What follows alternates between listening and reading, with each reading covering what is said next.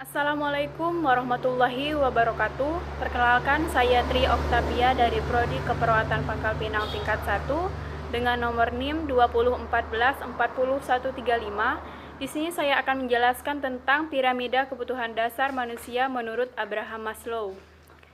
Baiklah, kebutuhan dasar manusia adalah segala hal yang diperlukan oleh manusia untuk memenuhi, menjaga, dan mempertahankan kelangsungan hidupnya. Setiap manusia mempunyai karakteristik yang berbeda-beda, tetapi tetap memiliki kebutuhan dasar yang sama. Kebutuhan manusia pada dasarnya meliputi kebutuhan materi dan kebutuhan non-materi. Sebagai seorang perawat, kita harus mengetahui karakteristik kebutuhan dasar manusia. Hal ini untuk memudahkan dalam memberikan bantuan layanan keperawatan. Menurut Abraham Maslow, pada tahun 1908 sampai 1970 merumuskan suatu teori tentang kebutuhan dasar manusia yang dapat digunakan oleh seorang perawat untuk memenuhi kebutuhan dasar manusia pada saat memberikan asuhan layanan keperawatan kepada klien atau pasien. Menurut teori ini, beberapa kebutuhan manusia tertentu lebih dasar dan harus dipenuhi sebelum memenuhi kebutuhan lainnya. Misalnya, harus memenuhi kebutuhan makan, minum, tidur, pakaian, dan lain-lain daripada memenuhi kebutuhan sosial. Hierarki kebutuhan dasar manusia menurut teori Abraham Maslow ini digolongkan menjadi 5 tingkat kebutuhan prioritas, yang dimulai dari yang paling dasar, yaitu kebutuhan fisiologis.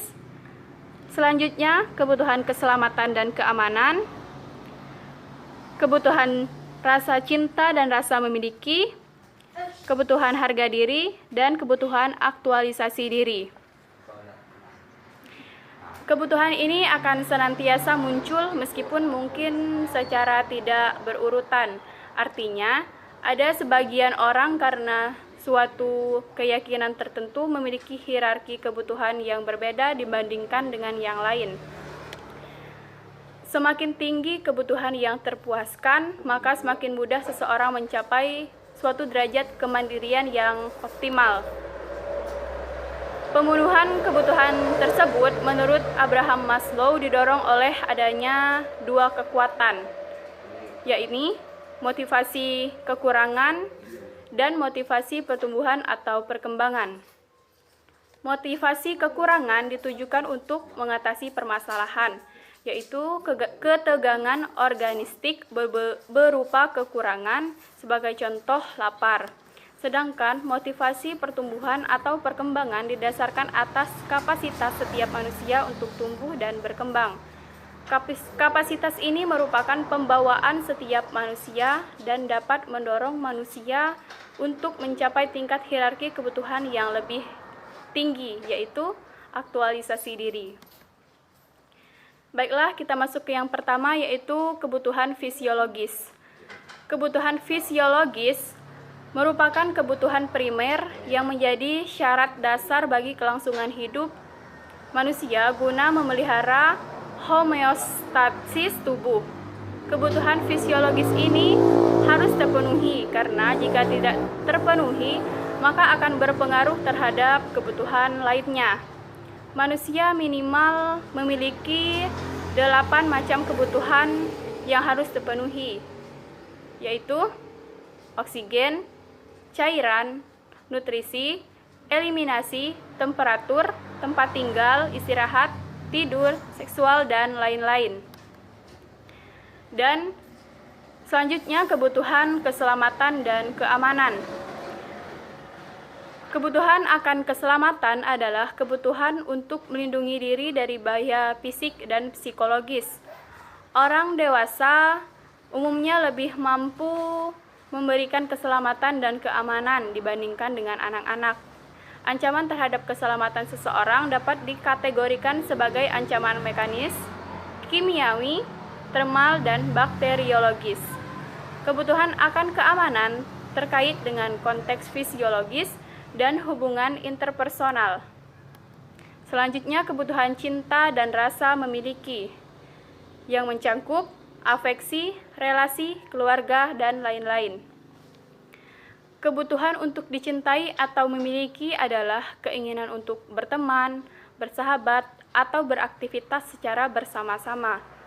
Ini merupakan identitas dan prestise untuk seseorang. Kebutuhan memiliki sangat penting bagi seseorang yang ingin mendapatkan suatu pengakuan. Kebutuhan dicintai dan mencintai meliputi kebutuhan yang memberi dan menerima cinta serta kasih sayang, menjalani peran yang memuaskan, serta diperlakukan secara baik. Oleh karena itu, perawat dalam memberikan asuhan keperawatan kepada klien atau pasien harus bekerja sama dengan keluarga pasien untuk menyesuaikan rencana keperawatan yang dibuat untuk memenuhi kebutuhan rasa cinta dan rasa memiliki yang sangat diperlukan pada saat seseorang sedang sakit.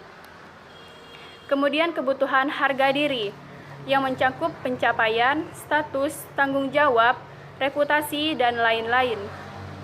Manusia senantiasa membutuhkan perasaan untuk mendapatkan suatu penghargaan dan dihargai oleh orang lain. Penghargaan terhadap diri sendiri merujuk pada penghormatan diri, pengakuan diri, kompetensi, rasa percaya diri, dan kemerdekaan. Untuk mencapai penghargaan diri, seseorang harus menghargai apa yang telah dilakukan dan apa yang akan dilakukannya, serta meyakini bahwa dirinya benar dibutuhkan dan berguna. Apabila kebutuhan harga diri dan penghargaan diri orang lain tidak terpenuhi, orang tersebut akan merasa rendah diri. Beberapa contoh kebutuhan cinta dan dicintai. Jika kebutuhan akan cinta atau keamanan tidak terpenuhi secara memuaskan, maka kebutuhan akan harga diri juga akan terancam. Dan yang terakhir adalah kebutuhan aktualisasi diri, yang meliputi pengembangan diri, pemenuhan ideologi, dan lain-lain. Kebutuhan aktualisasi diri adalah tingkat kebutuhan yang paling tinggi menurut Maslow. Aktualisasi diri adalah kemampuan seseorang untuk mengatur diri dan otonominya serta bebas dari tekanan luar. Aktualisasi diri merupakan hasil dari kematangan diri. Menurut Abraham Maslow, mengenai aktualisasi diri pada asumsi dasar bahwa manusia pada hakikatnya memiliki nilai intrinsik berupa kebaikan, sehingga manusia memiliki peluang untuk mengembangkan dirinya. Dalam proses perkembangannya, manusia dihadapkan pada dua pilihan, yaitu pilihan untuk maju dan pilihan untuk mundur. Pilihan-pilihan ini akan menentukan arah perjalanan hidup, apakah mendekati atau justru menjauhi kesuksesan mencapai aktualisasi diri.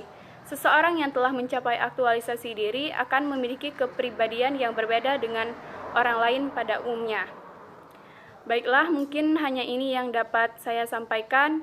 Jika ada salah kata, saya mohon maaf. Kepada Allah saya mohon ampun. Saya akhiri, wabillahi taufik wal hidayah. Wassalamualaikum warahmatullahi wabarakatuh.